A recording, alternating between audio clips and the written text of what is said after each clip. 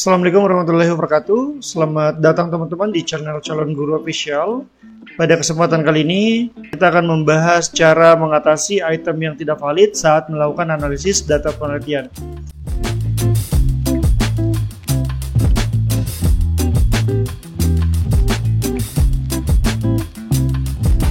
Apabila teman-teman ada yang pernah kebingungan dengan masalah ini, jangan khawatir, pada video ini kita akan menyelesaikan masalah ini bersama-sama. Nah, seperti yang teman-teman lihat di layar, di sini saya menggunakan data penelitian persepsi masyarakat terhadap pencemaran Sungai Kriango oleh aktivitas industri rumput laut. Di sini ada 30 responden yang saya gunakan. Kemudian item kuesionernya terdiri dari X1 sampai X20. Ini merupakan jumlah total kuesionernya teman-teman. Nah, sebelum melakukan uji normalitas, ada yang ingin saya perlihatkan.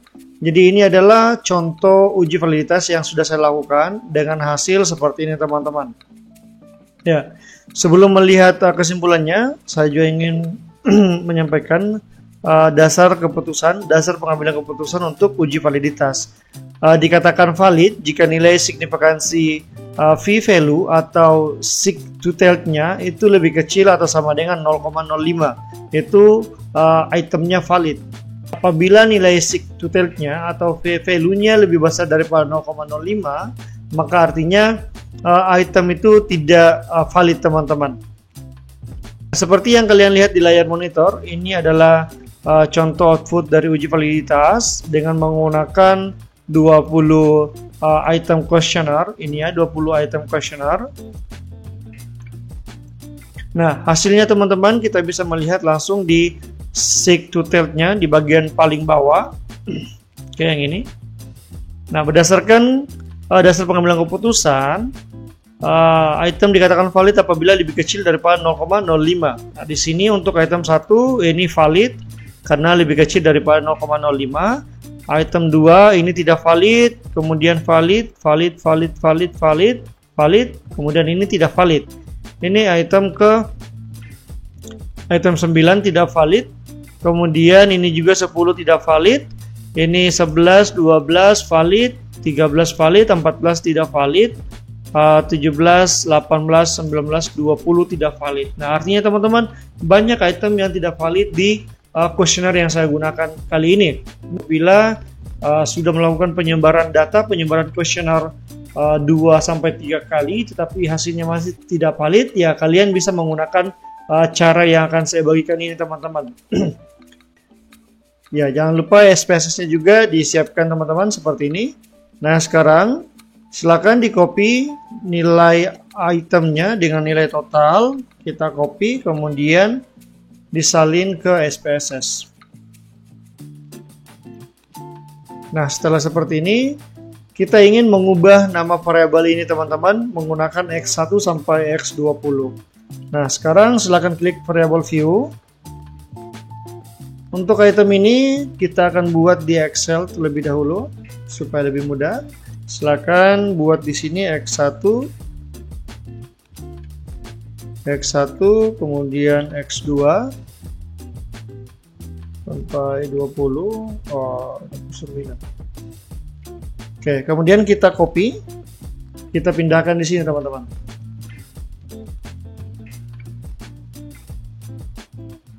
Oke, yang terakhir silakan ganti menjadi total X. Nah, sekarang kita akan melakukan uji validitas.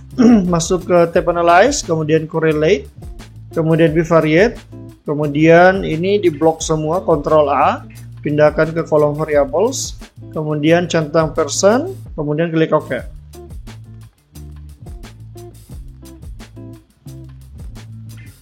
Nah, ini adalah output correlation teman-teman.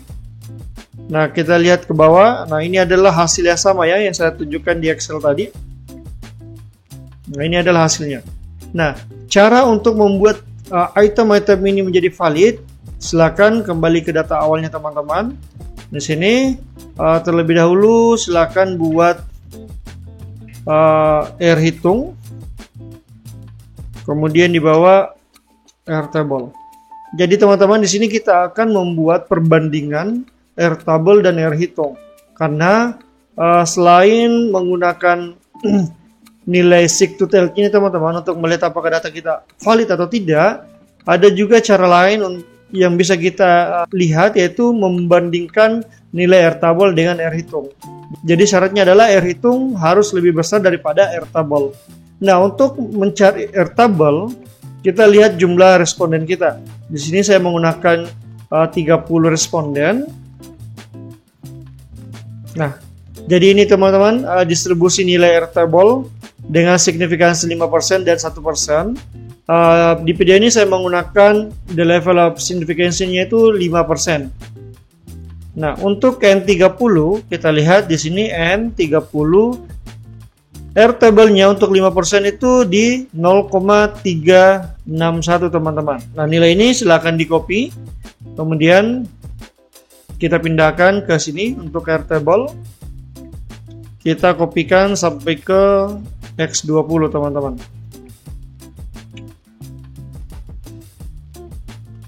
Oke.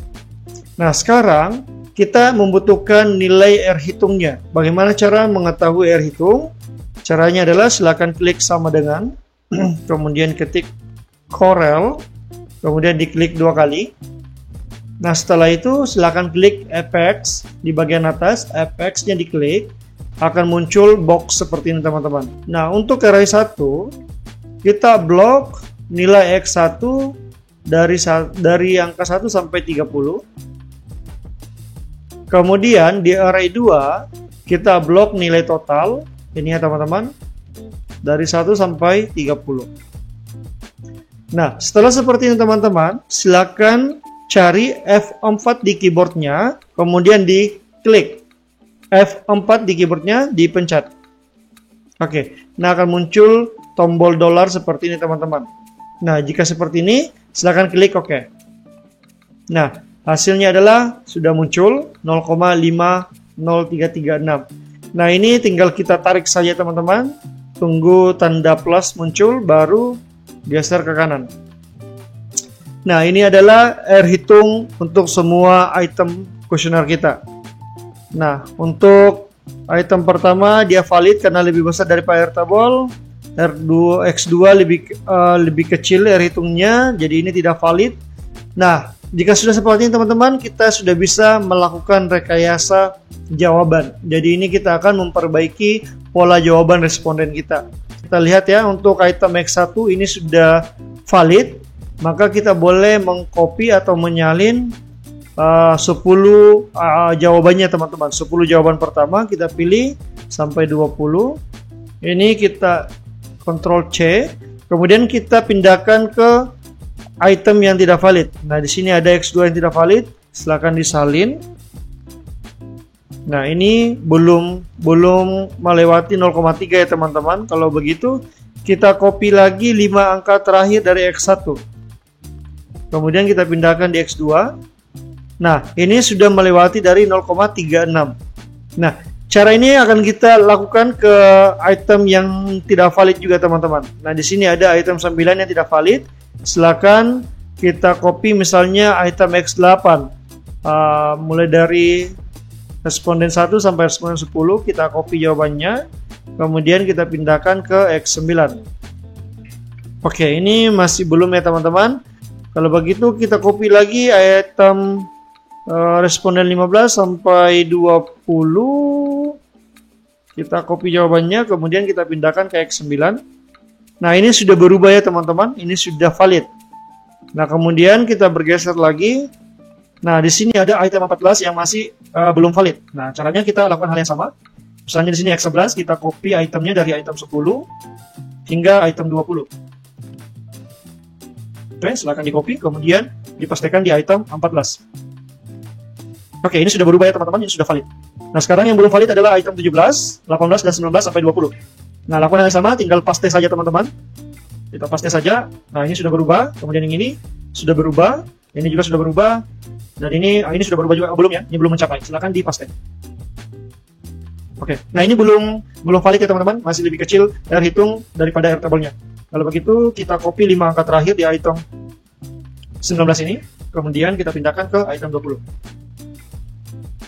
Oke, ini sudah valid ya harusnya. Oke. Nah, jika sudah seperti ini teman-teman, kita lakukan uji validitas ulang. Silakan nilainya ini kita copy semua sampai nilai total, kemudian di copy, kemudian kita pastekan kembali di SPSS-nya teman-teman. Nah, pastikan letakkan di kolom 1, kemudian paste. Oke. Nah, sekarang kita melakukan uji validitas kembali. Masuk ke tab Analyze, kemudian Correlate, Bivariate. Nah, karena sebelumnya sudah lakukan, jadi ini masih ada ya, masih tersimpan nilainya teman-teman. Nah, langsung saja klik OK. Nah, akan muncul output correlation yang terbaru teman-teman. Nah, kita lihat langsung ke bawah. Ini hasilnya 0,02, 0,2, 0,1, 0,0, 0,0. Artinya teman-teman tidak ada. Nah, 0,04 ini di bawah 0,05. Artinya semua item ini sudah valid teman-teman. Jadi seperti ini ya teman-teman cara untuk mengatasi item yang tidak valid. Bagaimana cara mengubahnya? Ya, lakukan seperti yang saya lakukan tadi menggunakan Microsoft Excel. So, buat teman-teman, apabila video ini bermanfaat, silakan di like, di share, dan di subscribe. Dan apabila teman-teman membutuhkan jasa analisis data, silakan sampaikan kepada saya. Insya Allah kalau saya ada waktu, saya akan membantu teman-teman. So, kurang lebihnya mohon dimaafkan teman-teman. Wabillahi taufiq wal hidayah. Wassalamualaikum warahmatullahi wabarakatuh. Bye-bye.